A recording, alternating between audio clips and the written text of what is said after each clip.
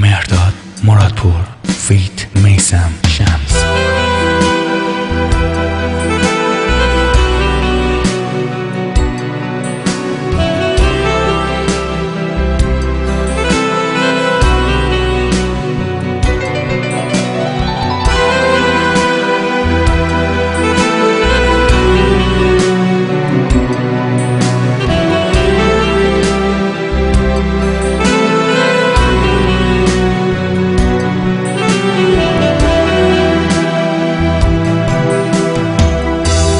نمیدونم نازنینم که کدوم حرف تو رو آزار یا کدوم ترانه من تو رو مثل گلی پژمرد.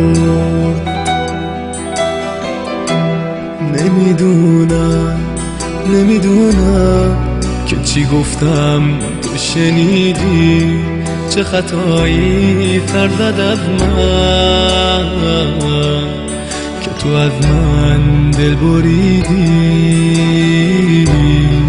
که تو از من دل بریدی.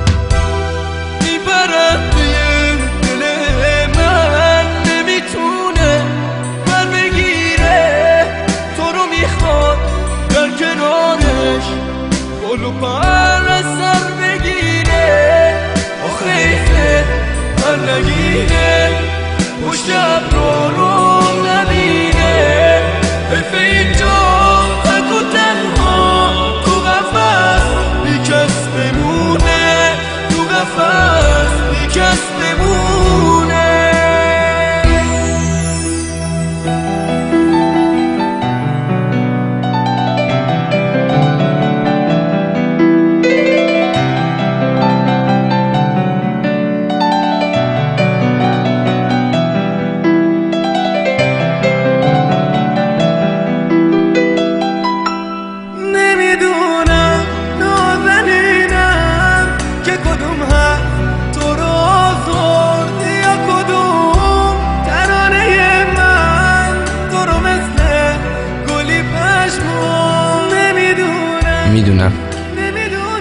میدونم یه روز میایی که به من بدی رهایی، ولی اون روز خیلی دیره.